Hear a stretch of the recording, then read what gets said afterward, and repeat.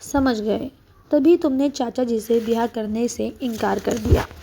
लेकिन पम्मी तुमसे 3 साल बड़ी है, लोग क्या कहेंगे?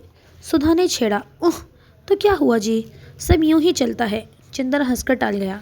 तो फिर खाना यहीं पे खा के जाना और कार लेते जाना, सुधा ने कहा। मंगाओ, चंदर ने पलंग पर पैर फैलाते हुए कहा। खाना आ गया और जब तक चंदर खाता रहा, सुधा सामने बैठी रही और बिनती दौड़ दौड़ कर पूड़ी लाती रही। जब चंदर पम्मी के बंगले पर पहुंचा तो शाम होने में देर नहीं थी, लेकिन अभी फर्स्ट शो शुरू होने में देरी थी। पम्मी गुलाबों के बीच में टहल रही थी और बर्टी एक अच्छा सा सूट पहने लॉन पर बैठा था और घुटनों पर ठुड्डी रखे कुछ सोच विचार में पड़ा था। बर्टी के चेहरे पर का पीलापन भी कुछ कम था। वो देखने से इतना भयंकर नहीं मालूम पड़ता था, लेकिन उसकी आंखों का पागलपन अभी वैसा ही था और खूबसूरत सूट पहनने पर भी उसका हाल यह था कि एक कॉलर अंदर था और एक बाहर। पम्मी ने चंदर को आते देखा तो खिल गई। हेलो कपूर, क्या हाल है? पता नहीं क्यों आज सुबह से मेरा मन कह रहा था कि आज मेरे मित्र ज़रूर आएंगे। और शाम के वक्त तुम तो इतने अच्छे लगते हो, जैसे वो जगमग सितारा जिसे देखकर कीट्स ने अपनी आखिरी सानेट लिखी थी। पम्मी ने गुलाब तोड़ा और चंदर के कोट के बटन हॉल में लगा दिया।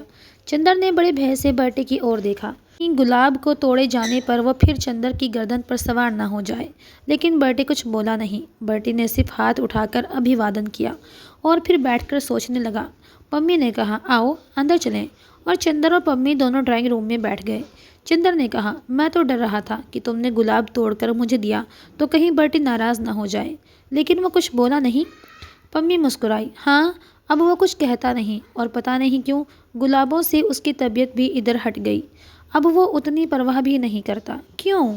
चंदर ने ताज्जुब से पूछा। पता नहीं क्यों, मेरे तो समझ में ये आता है कि उसका जितना विश्वास अपनी पत्नी पर था, वो इधर धीरे धीरे हट गया और इधर वो ये विश्वास करने लगा है कि सचमुच वो सर्जेंट को प्यार करती थी, इसलिए उसने फूलों को प्यार करना छोड़ दिया। अच्छा, लेकिन ये हुआ कैसे? उसने तो अपने मन में इतना गहरा विश्वास जमा रखा था कि मैं समझता था कि मरते दम तक उसका पागलपन न छूटेगा। चंदर ने कहा। नहीं, बात यह हुई कि तुम्हारे जाने के 2-3 दिन बाद मैंने एक दिन सोचा कि मान लिया जाए अगर मेरे और बर्टी के विचारों में मतभेद है, तो इसका मतलब ये नहीं कि मैं उसके गुलाब चुराकर उसे मानसिक पीड़ा पहुंचाऊं और उसका पागलपन और बढ़ाऊं। बुद्धि और तर्क के अलावा भावना और सहानुभूति का भी महत्व मुझे लगा और मैंने फूल चुराना छोड़ दिया। 2-3 दिन वो बेहद खुश रहा, बेहद खुश, और मुझे भी बड़ा संतोष हुआ कि लो अब बर्टी शायद ठीक हो जाए। लेकिन तीसरे दिन सहसा उसने अपना खुरपा फेंक दिया, कई गुलाब के पौधे उखाड़कर फेंक दिए और मुझसे बोला, अब तो कोई फूल भी नहीं चुराता। अब भी वो इन फूलों में नहीं मिलती। वो ज़रूर सर्जेंट के साथ जाती है। वो मुझे प्यार नहीं करती, हरगिज़ नहीं करती। और वो रोने लगा। बस उसी दिन से वो गुलाबों के पास नहीं जाता और आजकल बहुत अच्छे अच्छे सूट पहनकर घूमता है और कहता है, क्या मैं सर्जेंट से कम सुंदर हूँ? और इधर वो बिल्कुल पागल हो गया है, पता नहीं किससे अपने आप लड़ता रहता है। चंदर ने ताज्जुब से सिर हिलाया। हाँ, मुझे बड़ा दुख हुआ। पम्मी बोली, मैंने तो हमदर्दी की फूल चुराने बंद कर दिए और उसका नतीजा ये हुआ। पता नहीं क्यों कपूर, मुझे लगता है कि हमदर्दी करना इस दुनिया में सबसे बड़ा पाप है। आदमी से हमदर्दी कभी नहीं करनी चाहिए। चंदर ने सहसा अपनी घड़ी देखी। क्यों, अभी तुम नहीं जा सकते? बैठो और बातें सुनो, इसलिए मैंने तुम्हें दोस्त बनाया है। आज 2-3 साल हो गए हैं मैंने किसी से बातें ही नहीं की और तुमसे इसलिए मैंने मित्रता की है कि बातें करूँगी। चंदर हंसा। आपने मेरा अच्छा उपयोग ढूंढ निकाला। नहीं, उपयोग नहीं कपूर, तुम मुझे गलत ना समझना। ज़िंदगी ने मुझे इतनी बातें बताई हैं और ये किताबें जो मैं इधर पढ़ने लगी हूँ, इन्होंने मुझे इतनी बातें बताई हैं कि मैं चाहती हूँ कि उन पर बातचीत करके अपने मन का बोझ हल्का कर लूँ और तुम्हें बैठकर सुननी होंगी सभी बातें। हाँ, मैं तैयार हूँ, लेकिन किताबें पढ़नी कब से शुरू कर दी तुमने? चंदर ने ताज्जुब से पूछा। अभी। उस दिन मैं डॉक्टर शुक्ला के यहाँ गई। उनकी लड़की से मालूम हुआ कि तुम्हें कविता पसंद है। मैंने सोचा उसी पर बातें करूं और मैंने कविताएं पढ़नी शुरू कर दी। अच्छा, तो देखता हूँ कि 2-3 हफ्ते में भाई और बहन दोनों में कुछ परिवर्तन आ गए। पम्मी कुछ बोली नहीं, हंस दी। मैं सोचता हूँ पम्मी कि आज सिनेमा देखने जाऊँ, कार है साथ में। अभी 15 मिनट बाकी हैं, चाहो तो चलो। सिनेमा? आज 4 साल में मैं कहीं नहीं गई हूँ। सिनेमा, हौजी, बाल डांस, सभी जगह जाना बंद कर दिया है मैंने। मेरा दम घुटेगा हॉल के अंदर। लेकिन चलो देखें, अभी भी कितने ही लोग वैसे हैं, खुशी से सिनेमा देखते होंगे। एक गहरी सांस लेकर पम्मी बोली। बर्टी को भी ले चलोगे? हाँ हाँ, तो चलो उठो, फिर देर हो जाएगी। चंदर ने घड़ी देखते हुए कहा। पम्मी फौरन अंदर के कमरे में गई और एक जार्जेंट का हल्का भूरा गाउन पहन कर आई। इस रंग से वो जैसे निखर आई। चंदर ने उसकी ओर देखा तो वो लज्जा गई और बोली, इस तरह से मत देखो, मैं जानती हूँ ये मेरा सबसे अच्छा गाउन है, इसमें कुछ अच्छी लगती होंगी। चलो। और आकर उसने बेतकल्लुफ़ी से उसके कंधे पर हाथ रख दिया। दोनों बाहर आए तो बर्टी लॉन में घूम रहा था। उसके पैर लड़खड़ा रहे थे, लेकिन वो बड़ी शान से सीना ताने था। बर्टी, आज मिस्टर कपूर मुझे सिनेमा दिखलाने जा रहे हैं, तुम भी चलोगे? बर्टी ने सिर हिलाकर जोर से कहा। सिनेमा जाऊंगा? कभी नहीं, भूल कर भी नहीं। तुमने मुझे क्या समझा है? मैं सिनेमा जाऊंगा? धीरे धीरे उसका स्वर मंद पड़ गया। अगर सिनेमा में वो सर्जेंट के साथ मिल गई तो मैं उसका गला घोंट दूंगा। अपने गले को दबाते हुए बर्टी बोला, और इतनी ज़ोर से दबा दिया अपना गला कि आंखें हलाल हो गईं और खांसने लगा। खांसी बंद हुई तो बोला, वो मुझे प्यार नहीं करती, वो सर्जेंट को प्यार करती है, वो उसी के साथ घूमती है। अगर वो मिल जाएगी सिनेमा में तो उसकी हत्या कर डालूंगा, तो पुलिस आएगी और खेल ख़त्म हो जाएगा। तुम जानते हो मिस्टर कपूर, मैं उससे कितनी नफ़रत करता हूँ। और लेकिन नहीं, कौन जानता है कि मैं नफ़रत करता हूँ, और वो मुझे कुछ समझ में नहीं आता। मैं पागल हूँ। ओफो। और वह सिर थाम कर बैठ गया। पम्मी ने चंद्र का हाथ पकड़कर कहा, चलो, यहाँ रहने से उसका दिमाग और ख़राब होगा, आओ। दोनों जाकर कार में बैठे। चंद्र खुद ही ड्राइव कर रहा था। पम्मी बोली, बहुत दिन से मैंने कार नहीं ड्राइव की है, लाओ आज ड्राइव करूं। पम्मी ने स्टीयरिंग अपने हाथ में ले ली। चंद्र इधर बैठ गया। थोड़ी देर में कार एजेंट के सामने जा पहुंची। चित्र था सेलामी है शी डांस्ड। सेलामी जहां वो नाची थी। चंद्र ने टिकट लिया और दोनों ऊपर बैठ गए। अभी न्यूज़ रील चल रही थी। सहसा पम्मी ने कहा, कपूर, सेलामी की कहानी मालूम है ना? क्या ये कोई उपन्यास है? चंद्र ने पूछा। नहीं, ये बाइबिल की कहानी है। असल में एक राजा था हेराद। उसने अपने भाई को मारकर उसकी पत्नी से अपनी शादी कर ली। उसकी भतीजी थी सेलामी, जो बहुत सुंदर थी और बहुत अच्छा नाचती थी। हेराद उस पर मुग्ध हो गया, लेकिन सेलामी एक पैगंबर पर मुग्ध थी। पैगंबर ने सेलामी के प्रणय को ठुकरा दिया। एक बार हेराद ने सेलामी से कहा कि यदि तुम नाचो तो मैं तुम्हें कुछ दे सकता हूँ। सेलामी नाची और पुरस्कार में उसने अपना अपमान करने वाले पैगंबर का सिर मांगा। हेराद वचनबद्ध था। उसने पैगंबर का सिर तो दे दिया, लेकिन बाद में इस भय से कि कहीं राज्य पर कोई आपत्ति ना आए, उसने सेलामी को भी मरवा डाला। चंद्र को ये कहानी बहुत अच्छी लगी। तब तो चित्र बहुत ही अच्छा होगा, उसने सोचा। सुधा की परीक्षा है, वरना सुधा को भी दिखला देता। लेकिन क्या नैतिकता है इन पाश्चात्य देशों की कि अपनी भतीजी पर ही हेराद मुग्ध हो गया। उसने पम्मी से कहा, लेकिन हेराद अपनी भतीजी पर ही मुग्ध हो गया तो क्या हुआ? ये तो सेक्स है मिस्टर कपूर। सेक्स कितनी भयंकर शक्तिशाली भावना है, ये भी शायद तुम नहीं समझते। अभी तुम्हारी आंखों में बड़ा भोलापन है। तुम रूप की आग के संसार से दूर मालूम पड़ते हो, लेकिन शायद 2-1 साल बाद तुम भी जानोगे कि ये कितनी भयंकर चीज़ है। आदमी के सामने वक्त बेवक्त नाता, रिश्ता, मर्यादा, अमर्यादा कुछ भी नहीं रह जाता। वो अपनी भतीजी पर मोहित हुआ तो क्या? मैंने तो तुम्हारे यहाँ एक पौराणिक कहानी पढ़ी थी कि महादेव अपनी लड़की सरस्वती पर मुक्त हो गए।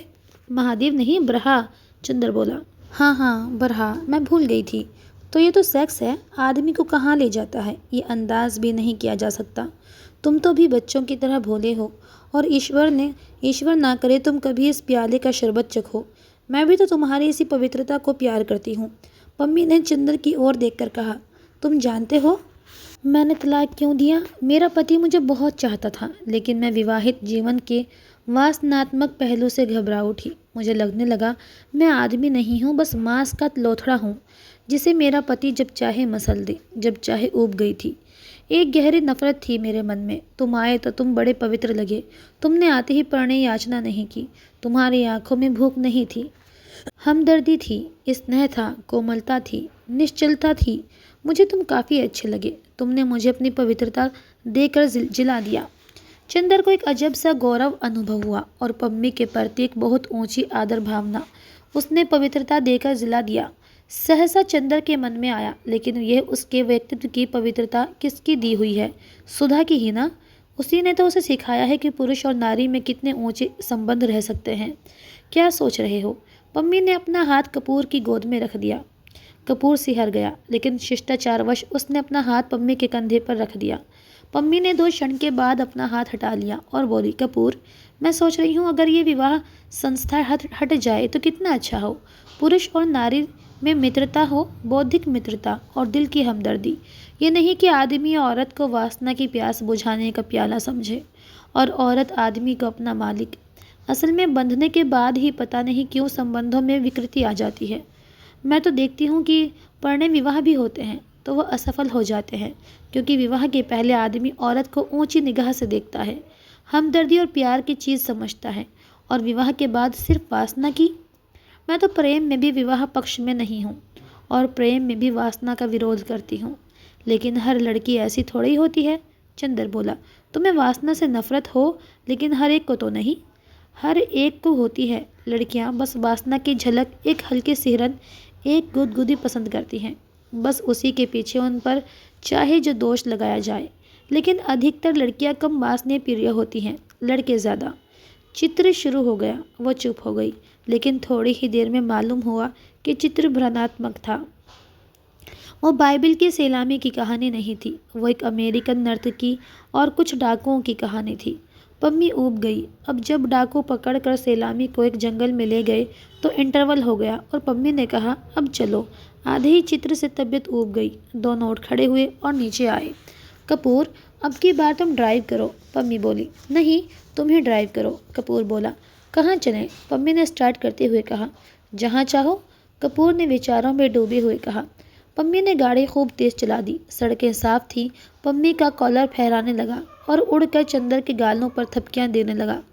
चंदर दूर खिसक गया। पम्मी ने चंदर की ओर देखा और बजाय कॉलर ठीक करने के गले का एक बटन और खोल दिया और चंदर को पास खींच लिया। चंदर चुपचाप बैठ गया। पम्मी ने एक हाथ स्टीयरिंग पर रखा और एक हाथ से चंदर का हाथ पकड़े रही, जैसे वो चंदर को दूर नहीं जाने देगी। चंदर के बदन में एक हल्की सिहरन नाच रही थी। क्यों? शायद इसलिए कि वो हवा ठंडी थी, या शायद इसलिए कि उसने पम्मी का हाथ अपने हाथ से हटाने की कोशिश की।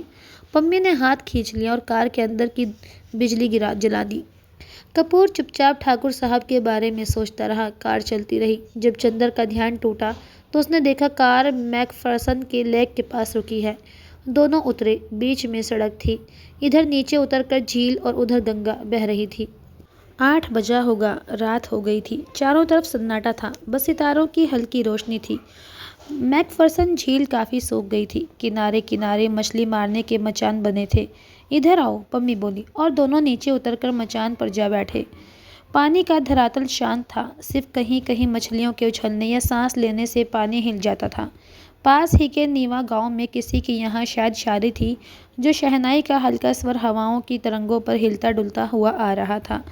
दोनों चुपचाप थे। थोड़ी देर बाद पम्मी ने कहा, कपूर, चुपचाप रहो, कुछ बात मत करना।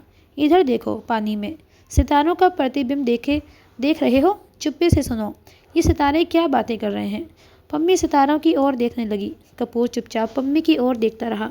थोड़ी देर बाद सहसा पम्मी एक बांस से टिककर बैठ गई। उसके गले के 2 बटन खुले हुए थे और उसमें से रूप की चांदनी फटी पड़ती थी। पम्मी आंखें बंद किए बैठी थी। चंदर ने उसकी ओर देखा और फिर जाने क्यों उससे देखा नहीं गया। वो सितारों की ओर देखने लगा। पम्मी की कॉलर के बीच से सितारे टूट टूट कर बरस रहे थे। सहसा पानी ने आंखें खोल दी और चंदर का कंधा पकड़कर बोली,